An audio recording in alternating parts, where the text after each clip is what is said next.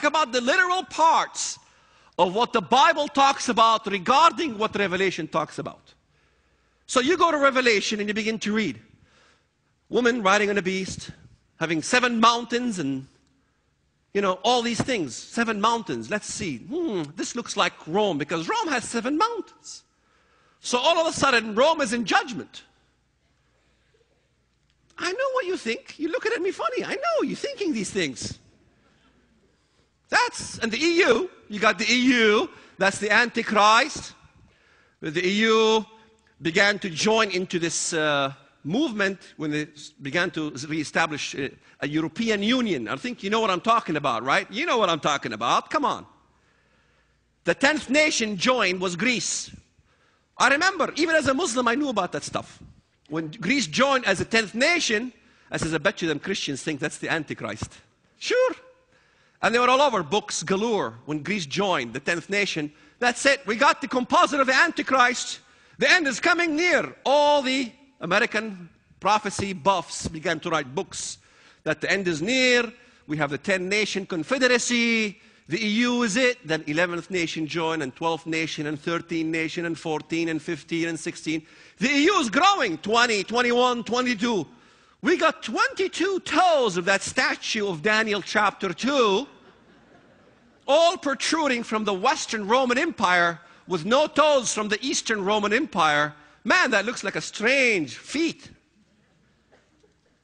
If it doesn't fit, you must acquit. But no, the Antichrist must come from the EU. That's it.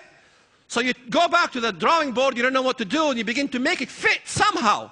Maybe they're the 10, the G8. Ah, the G8 now. Oh, I know what you're thinking. It's the G8.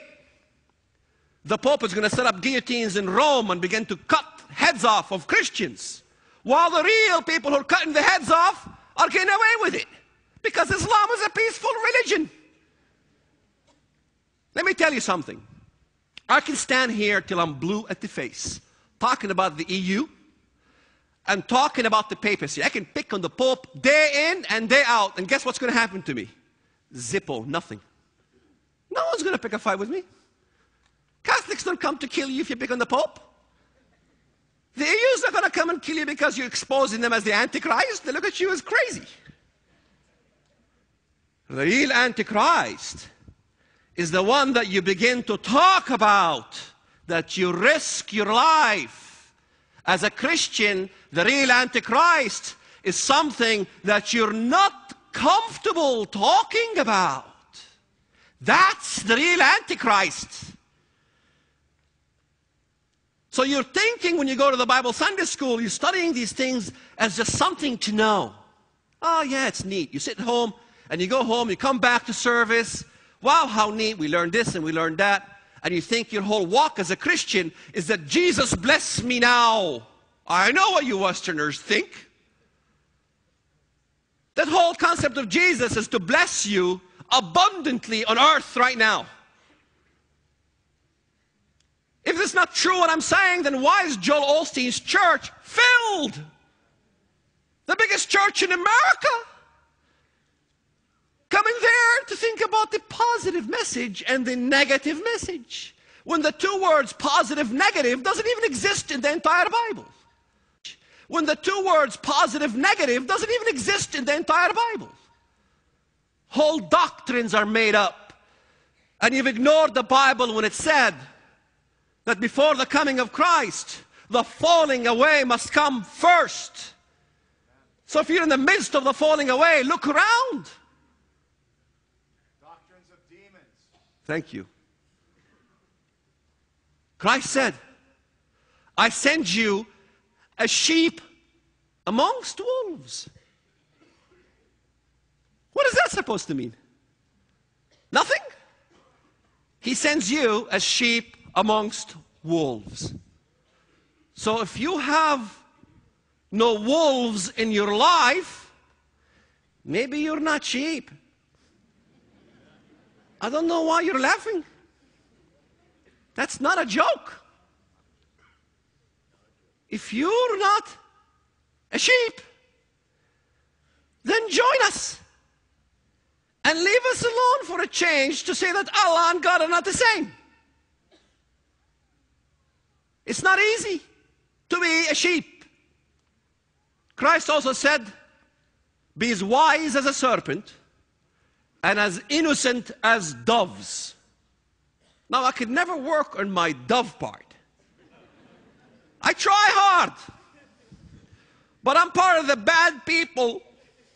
I don't think I'm good. But I know all about serpentine wisdom because I've lived it and I've seen it. I saw how my father treated my mother. I saw how in Islam they treat women. Antichrist, after all, he says it doesn't desire women. Is that what you Westerners think? Antichrist is a homosexual, you know? He's one of those. Because it says in the text, he doesn't desire women. Where did you come with such a strange concept? The world's going to elect a homosexual? Antichrist is not one of those. It says he doesn't desire, he doesn't honor the desire of women. Excuse me, women, what's your desire? He doesn't honor them. Whatever your desire is as a woman, anything, he doesn't honor it. He don't give a darn about women. Can it be any clearer? Why can't the text just say what the text is saying instead of you putting words in the text? He will attempt to change times and laws. Well, what is Islam? Well, it's a religion. No. Sure, it cloaks itself under religion. Islam cloaks itself with religion. But Islam is Sharia law. Look it up, Sharia law.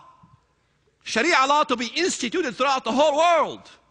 Wait a minute, Walid. But Antichrist is an atheist. No! False. Daniel chapter 11 is very clear regarding who Antichrist is. Let's go there. Take out your Stinger missiles. Get ready.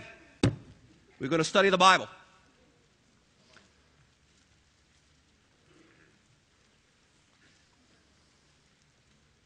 Look at verse 37.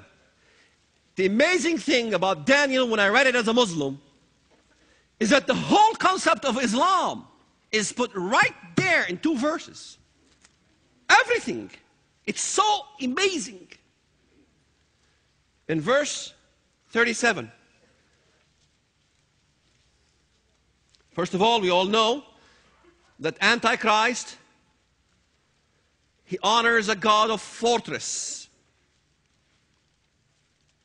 How does the Antichrist honors a God of fortress? Verse 38. God of war. Who honors a God of war? What is a God of war after all? What's jihad? You know what jihad is? War to honor Allah. Americans, welcome to jihad. Welcome to Hudna.